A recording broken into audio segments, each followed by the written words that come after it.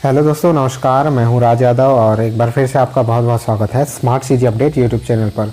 दोस्तों, आज के इस वीडियो में हम लोग कुछ लेटेस्ट अपडेट देखने वाले हैं। जैसे कि पीएससी के बाद व्यापम में भी अब जो है भर्ती की समस्याएं आने लगी है।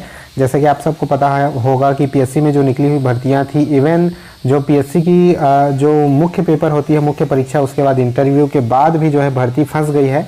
और उसी के तहत जो है अब व्यापम में भी भर्तियां जो है फंसती नज़र आ रही हैं। उसी के बारे में पूरा अपडेट देखेंगे। आरक्षण नियम से ये सारी भर्तियां प्रभावित हो रही हैं। 15,000 से भी ज़्यादा पद इसमें जो है फंसे हुए हैं, प्रभावित हो रहे हैं। इसका पूरा डिटेल हम लोग एनालिसिस करेंगे। साथ ये देखेंगे कि शिक्षक भर्ती का क्या होगा इस तरह के जो है माहौल में। पूरी जानकारी के लिए बने रहिएगा वीडियो पर। चैनल पर नए हैं तो चैनल को सब्सक्राइब करके रख लीजिएगा। अगर आप चैनल पर नए हैं तो चैनल को जल्दी से सब्सक्राइब करके जरूर रख लीजिएगा। साथ ही बगल वाले बेल आइकन को प्रेस करके ऑल पर भी सेट कर दीजिएगा, ताकि जब भी मैं आगे वीडियोस अपलोड करूं तो तुरंत आप तक नोटिफिकेशन चला जाए। तो चलिए आज के इस वीडियो को शुरू करते हैं। तो दोस्तों, यहाँ पर आप देख सकते हैं कि पीएससी के बाद व्यापम भी भर्तियों पर व्यापम में भी आरक्षण का जो है नियम लागू होगा, जिसकी वजह से पेच फंसता हुआ नजर आ रहा है। उलझ गए 15,000 से भी अधिक पद, 15,000 से भी ज़्यादा भर्तियाँ अब जो है पूरे गुत्थी की तरह जो है उलझ चुके हैं। ठीक है, इसी के बारे में पूरा डिटेल है। यहाँ पर आप देख सकते हैं कि टेट के परीक्षा परिणाम के बाद जो है भर्ती के लिए नोटिफिकेशन जारी करने की तैयारी की गई थी। जो शिक्षक भर्ती के लिए 12,500 के लगभग जो पद हैं, उन पर जो है भर्ती के लिए विज्ञापन जारी करने की कवायद यहाँ पर चल रही थी टेट के रिजल्ट के बाद। लेकिन अब यहाँ पर पेच फंसता हुआ नजर आ रहा है। यहाँ पर आप देख सकते हैं, यहाँ दिया गया है कि हाईकोर्ट द्वारा आरक्षण के फैसले के बाद जो है व्यापम और पीएससी ने भर्तियों से हाथ खींच लिया है। ठीक है, इसमें हाथ खींचना लाजमी भी है। जैसे कि आप सबको पता है, पीएससी में बहुत सारी भर्तियां फंस चुकी हैं। जो एसीएफ की भर्ती है वो भी फंसी हुई है।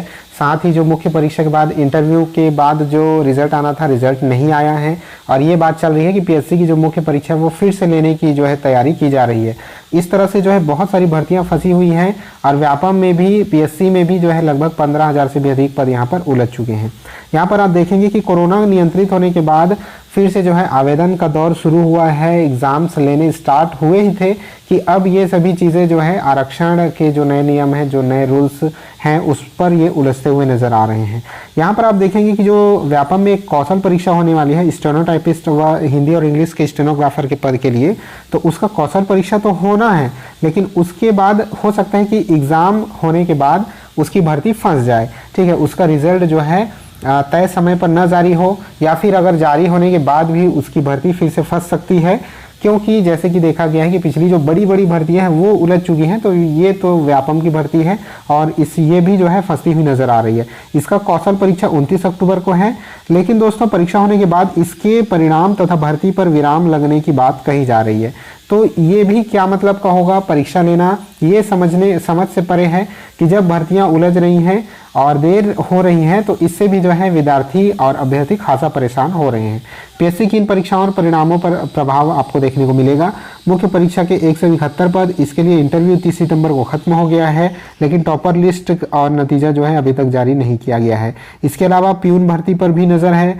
इसकी परीक्षा पिछले महीने हुई। मॉडल आंसर 27 सितंबर को जारी किया गया और इसके नतीजों का इंतजार परीक्षा दिलाने वाले 2 लाख अभ्यर्थी अभी तक कर रहे हैं, जो कि 91 पदों के लिए भर्ती हुई थी।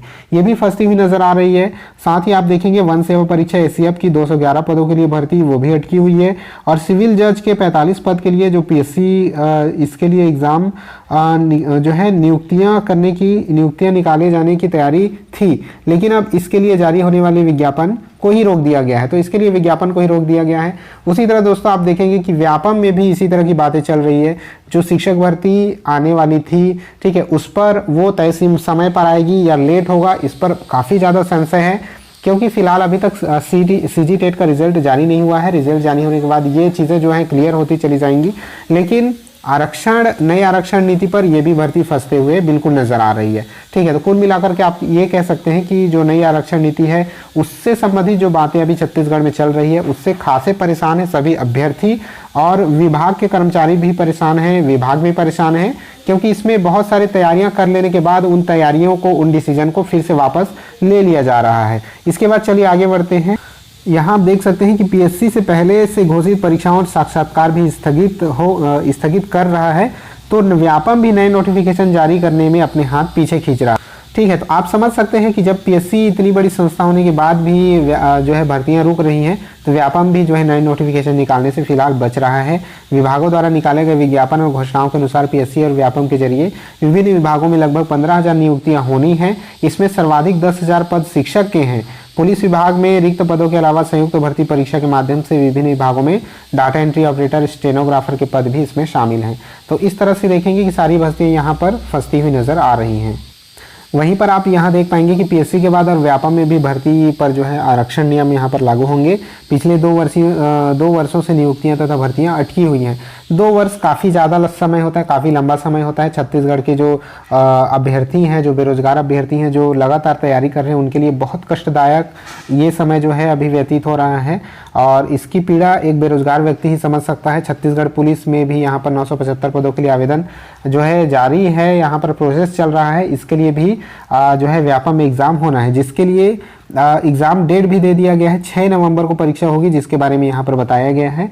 और ये 6 नवंबर को परीक्षा होने के बाद इसका क्या होगा वो आगे देखने वाली बात होगी।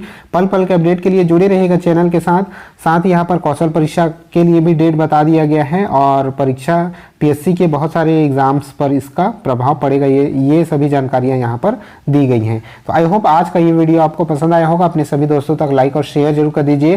फिलहाल इस पर होने वाले कष्ट पर आपके क्या विचार हैं? जो बेरोजगार अभ्यर्थी हैं वो नीचे कमेंट जरूर कीजिएगा। चैनल पर नए हैं तो चैनल को सब्सक्राइब करके जरूर रख लीजिएगा। मिलते हैं आपसे नेक्स्ट वीडियो में, तब तक के लिए जय हिंद।